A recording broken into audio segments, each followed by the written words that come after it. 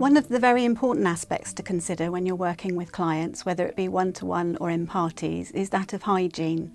So it may be that you're at somebody else's house and you don't actually have access to hand washing facilities.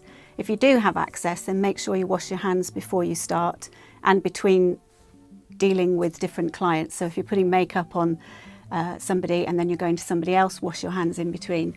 Or another alternative is to use something like an alcohol hand rub to sterilise your hands between clients.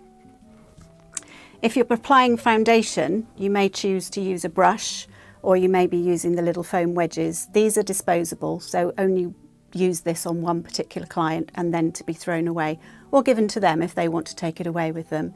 And if you're using your brushes, make sure you use some sort of brush cleaner between clients so that your brushes are always clean and hygienic before use. When applying things like lipstick, make sure that you never apply it directly from the container.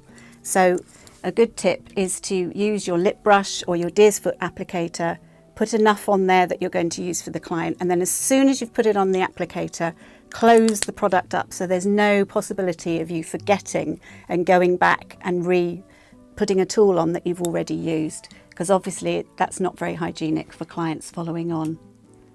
The same applies when you're using the primers or the concealers or the eye and lip base. You're probably going to use a deer's foot applicator with these.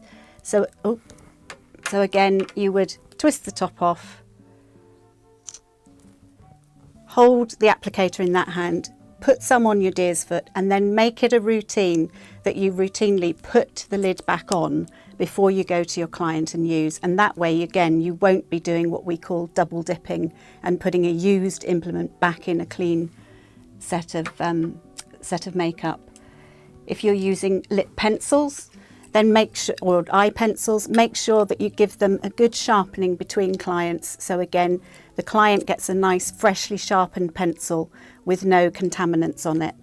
And when you've finished applying that to your client, sharpen it before you put it back in your kit bag, and that way you'll know it's ready to go for the next client. Same applies when you're doing mascara.